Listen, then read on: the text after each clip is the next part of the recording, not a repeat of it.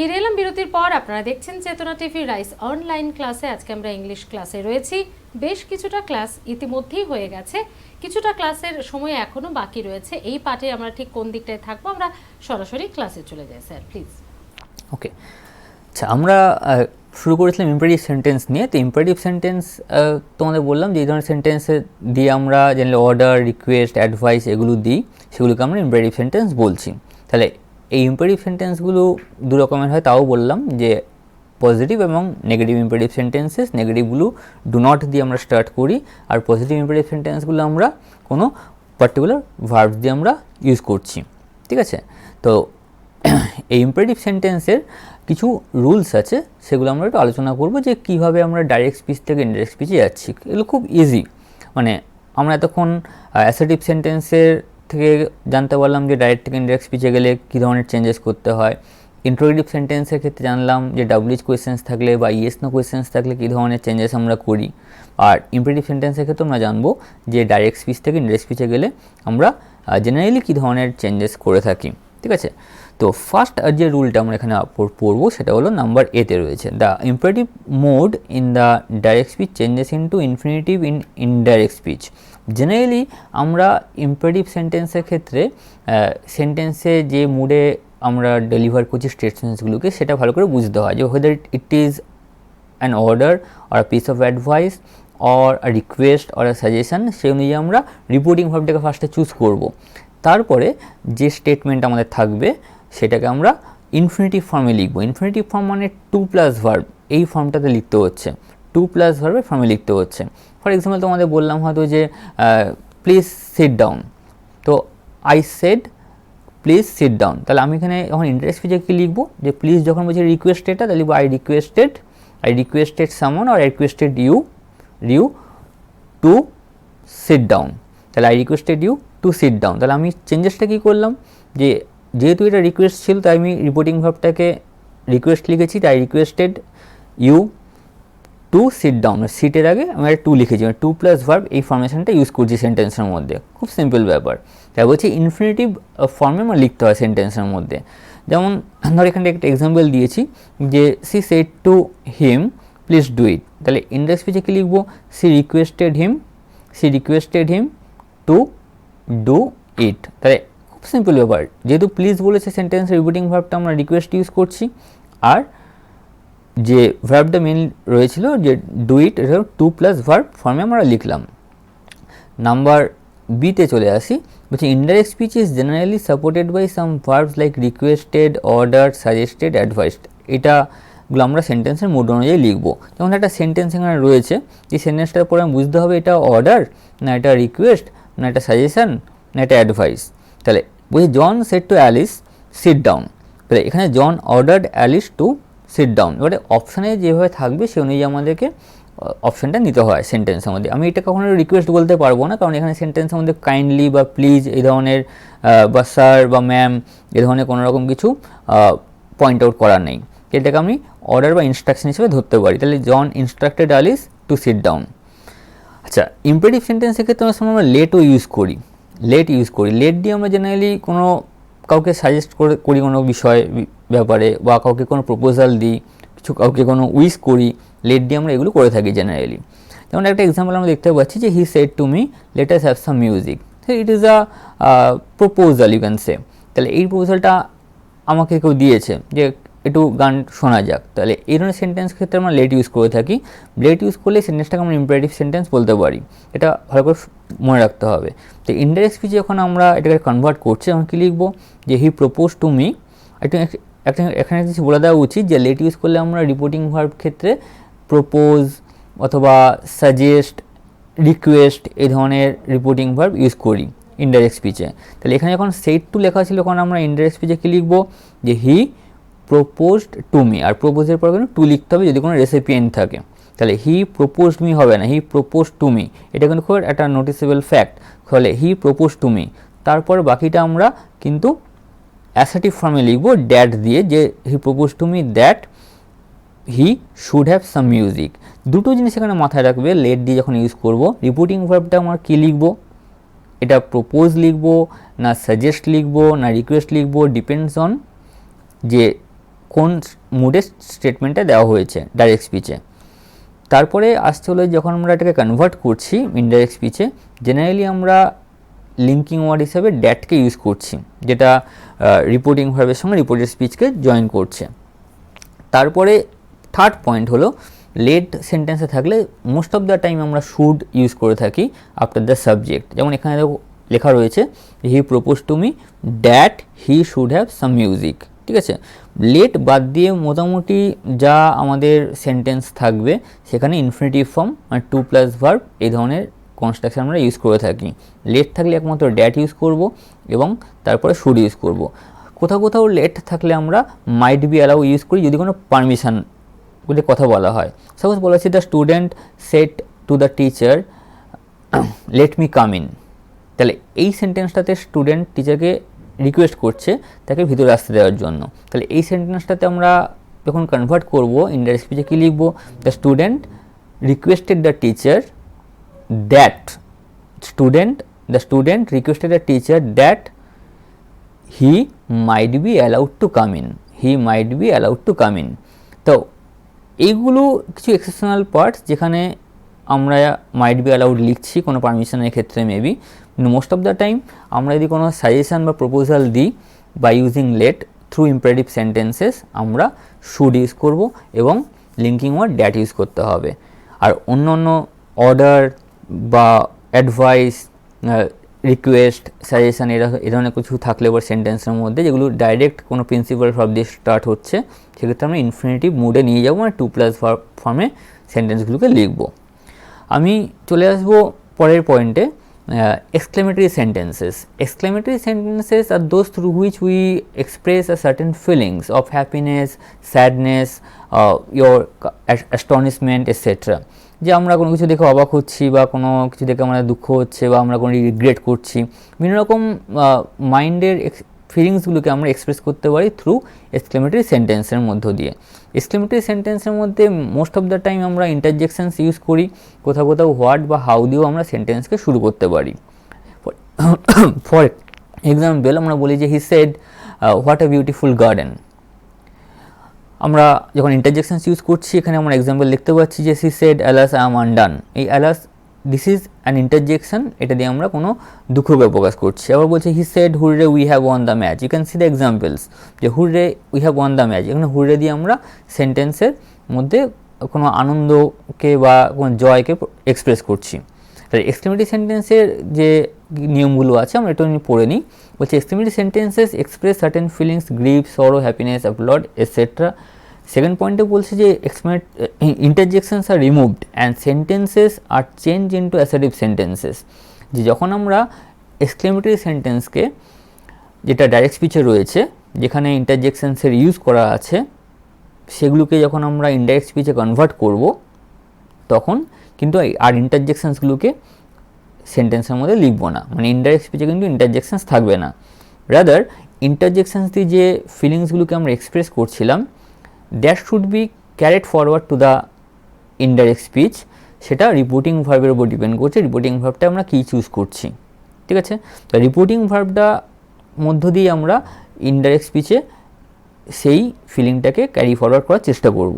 যেমন এক্সাম্পলের মধ্যে আমরা দেখতে পাচ্ছি যে she shed alas I am undone. যে সেন্টেন্সটা পড়ে বুঝতে পারছি যে অ্যালাস ইউজ করেছে, অ্যালাস যে ওয়ার্ডটা রয়েছে এটা ইন্টারজেকশন রয়েছে through which we express our regret or grief or sadness etcetera. তাহলে সেক্ষেত্রে আমরা যখন ইনডাইরেক্ট স্পিচে আসবো তখন কিন্তু আমাদের সেন্সটা এমনভাবে লিখতে হবে যাতে সেন্টেন্সটার মধ্যে সেই সেন্সটা প্রেজেন্ট থাকে বা এক্সিস্ট করে যেটা ডাইরেক্ট স্পিচে ছিল। ফর এক্সাম্পল আমরা ইনডাইরেক্ট স্পিচে কি লিখছি, সি এক্সক্লেমড স্যাডলি বা সি এক্সক্লেমড ইন সরো। আমরা এই ধরনের এক্সপ্রেশন বা রিপোর্টিং ভার্ব ইউজ করতে পারি। সি এক্সক্লেমড স্যাডলি মানে এটা পড়লেই বুঝতে পারছি সে দুঃখের সঙ্গে কোনো কথা বলছে। বাকিটা আমরা অ্যাসার্টিভ ফর্মে চলে যাবো, অ্যাসার্টিভ সেন্টেন্স যেভাবে লিখি সাবজেক্ট তারপর অক্সিলারি ভার্ব তারপরে প্রিন্সিপাল ভার্ব অবজেক্ট এইভাবে আমরা কনস্ট্রাকশানে লিখি, যেগুলো আমরা এতক্ষণ করে এসেছি সেই ফর্মেশনে লিখবো আমরা। যেমন she exclaimed sadly that she was undone. চেঞ্জেসটা টেন্সের চেঞ্জেস একই রকম থাকবে বলেছি, যে ডাইরেক্ট স্পিচে দেখো সেট ছিল রিপোর্টিং ভার্ব আর রিপোর্টেড স্পিচে প্রেজেন্ট ইনডেফিনিট ছিল যেটা পাস্ট ইনডেফিনিট হয়ে গেছে, যে সি ওয়াজ হয়ে গেছে ওখানে, ঠিক আছে। আমরা চলে আসবো সেকেন্ড এক্সাম্পলে। এখানে বলছে he said hurrah we have won the match. Through this sentence he has expressed his joy, ওর আনন্দকে এক্সপ্রেস করছে, ওর হ্যাপিনেসকে এক্সপ্রেস করছে যে as he has won the match. তাহলে এই সেন্টেন্সটার মধ্যে আমরা দেখতে পাচ্ছি প্রেজেন্ট পারফেক্ট টেন্স আছে, ওটা পাস্ট পারফেক্ট টেন্স হবে 1 নম্বর। সেই টেন্সের ইউজগুলো আমরা জানি। সেন্টেন্সটার মধ্যে একটা হ্যাপিনেস বা এক্সাইটমেন্ট রয়েছে, সেটা আমরা ক্যারি ফরওয়ার্ড করছি কীভাবে না রিপোর্টিং ভার্বটাকে ও কারেক্টলি চুজ করে। আমরা বলছি he exclaimed with joy, he exclaimed with joy or he exclaimed joyfully. তো যখন আমরা এই ধরনের রিপোর্টিং ভার্ব ইউজ করছি তখন ডাইরেক্ট স্পিচে যে ফিলিংটা ছিল সেটা আমরা ইনডাইরেক্ট স্পিচে ক্যারি ফরওয়ার্ড করতে পারলাম।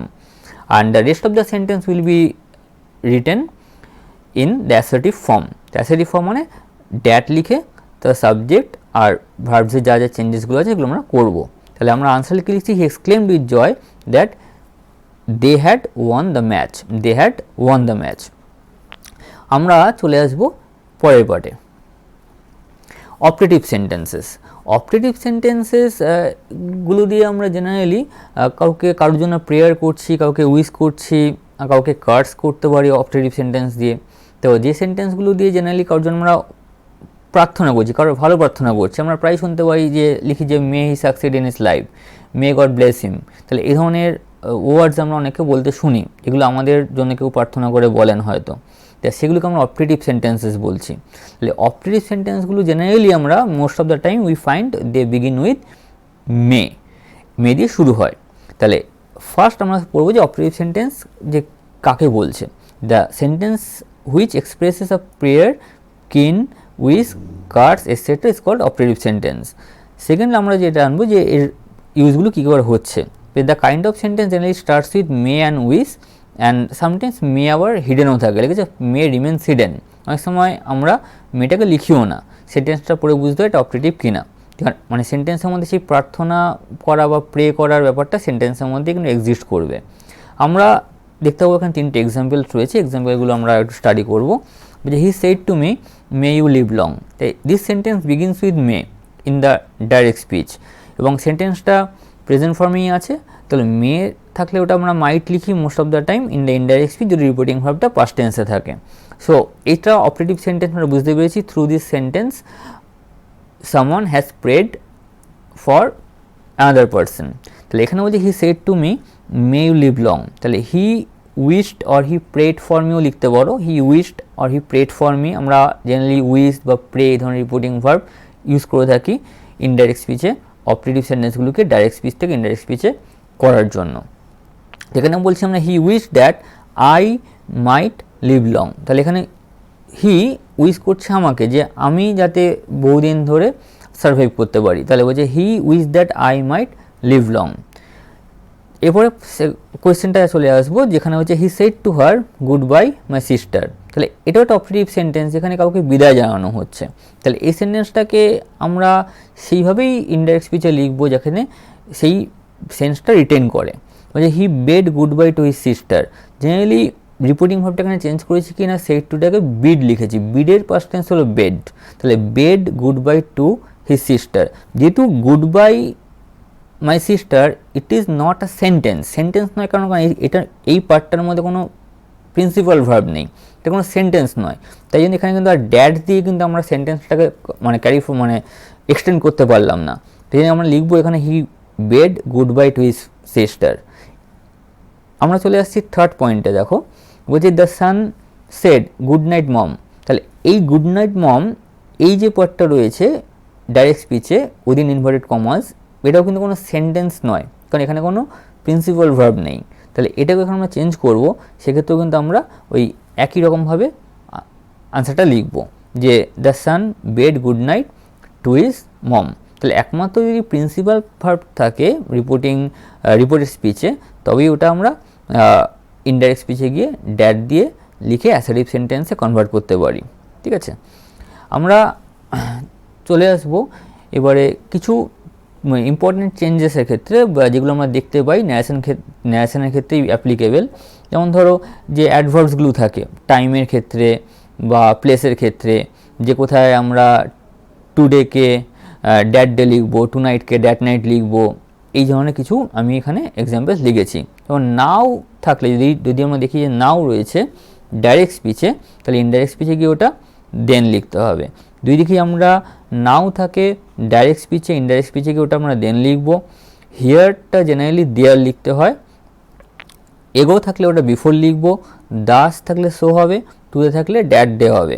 বুঝছো, যদি বলি I said I have done it today, তাহলে আমি ওটাকে ইনডাইরেক্ট স্পিচে কনভার্ট করবো, কি লিখবো, I said that I had done it that day, টুডেটা ওখানে ড্যাট ডে হয়ে যাবে। তাহলে এই চেঞ্জেসগুলো কিন্তু আমাদের অপশানসের মধ্যে, কোয়েশ্চেন্সের মধ্যে থাকবে, ঠিক আছে।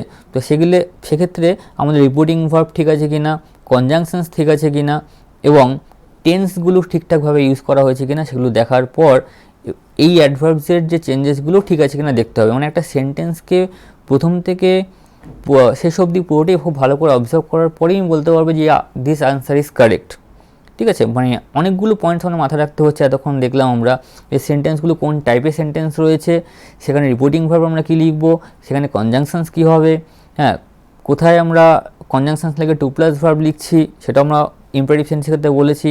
নট অনলি দ্যাট, কোথায় আমরা অ্যাডভার্বসগুলোকে চেঞ্জেস করছি, যেমন ইয়েস্টারডে থাকলে ওটা দ্য ডে বিফোর হচ্ছে, দিস থাকলে দোজ হচ্ছে, কাম থাকলে সেন্টেন্সের মধ্যে কামটা ভার্ব, এটা থাকলে আমরা গো লিখছি জেনারেলি, দিস থাকলে ড্যাট হবে, টুমরো থাকলে দ্য নেক্সট ডে হবে, ঠিক আছে। তাহলে এই চেঞ্জেসগুলোকে কিন্তু আমরা খুব মাথায় রেখে এগোবো, আদারওয়াইজ কিন্তু আমাদের পক্ষে এইগুলো মিস্টেক হয়ে যাওয়ার খুব সম্ভাবনা বেশি। তো ডাইরেক্ট ইনডাইরেক্ট স্পিচের ক্ষেত্রে এই কতগুলো পয়েন্ট আমরা মাথায় রাখতে পারি, তাহলে আমাদের পক্ষে পরীক্ষায় কোয়েশ্চেন্স করার অনেকটা মানে আনসার করা বা কারেক্ট আনসারকে চুজ করাটা সুবিধা হবে। কারণ আমাদের যে কোয়েশ্চেন্সগুলো জেনারেলি থাকে সেই কোয়েশ্চেন্সগুলোর ক্ষেত্রে অপশানস দেওয়া থাকে, সেই অপশানসগুলোর মধ্যে দেখা যায় out of the 4 options 1 is correct and other 3 are incorrect. তো সেক্ষেত্রে আমাকে বুঝতে হবে কোয়েশ্চেনটাকে ভালো করে স্টাডি করতে হবে যে ওই কোয়েশ্চেনটা ইন্টারোগেটিভ সেন্টেন্সে আছে, অ্যাসার্টিভ সেন্টেন্সে আছে না ইম্পারেটিভ সেন্টেন্সে আছে। তাহলে সেই অনুযায়ী আমাদেরকে রিপোর্টিং ভার্ব চুজ করতে হবে। তারপরে ওই কোন টেন্সে রয়েছে সেই কোয়েশ্চেনটা, সেই কোয়েশ্চেনটার ওই টেন্স অনুযায়ী রিপোর্টিং ভার্বের যে রুলস এবং টেন্সের যে রুলসগুলো তোমাদের বললাম প্রথমে, সেগুলোকে দেখে আমাদের দেখতে হবে অপশানসের মধ্যে ওগুলো কীভাবে ইনকর্পোরেট করছে। Depending on all this circumstances we have to decide which one is the correct answer. তো আশা করি এত অবধি তোমরা যদি মন দিয়ে একটু শোনো বা দেখো তাহলে তোমরা বুঝতে পারবে যে ফান্ডামেন্টাল ইউজেসগুলো কী কী আছে এবং কীভাবে আমরা চেঞ্জেস করতে পারি, ঠিক আছে। তো আজকে এত অবধি থাক, তো আমরা নেক্সট দিন আবার কিছু কোয়েশ্চেন নিয়ে আলোচনা করব। Thank you sir, thank you for coming. আজকে তো সময় একদম শেষ, আমাদেরকে আজকে ইংলিশের ক্লাস এখানেই থামাতে হচ্ছে। ডেফিনেটলি নেক্সট ক্লাসে আবারও আপনার সঙ্গে আমাদের দেখা হবে, আমাদের স্টুডেন্টসরাও সঙ্গে থাকবে। অনেক ধন্যবাদ। চেতনা টিভিতে রাইস অনলাইন ক্লাস আপনাদের জন্য, আপনাদের কম্পিটিটিভ এক্সাম যাতে কোনো রকমভাবে সমস্যার সম্মুখীন না হন আপনারা, যাতে আপনাদের প্রিপারেশন পুরোপুরি হতে পারে, সে কারণেই রাইস এডুকেশন রয়েছে অলওয়েজ তাদের স্টুডেন্টসদের পাশে। আপাতত এ পর্যন্তই, সঙ্গে থাকুন, ভালো থাকুন, সুস্থ থাকুন, দেখতে থাকুন চেতনা টিভি। নমস্কার।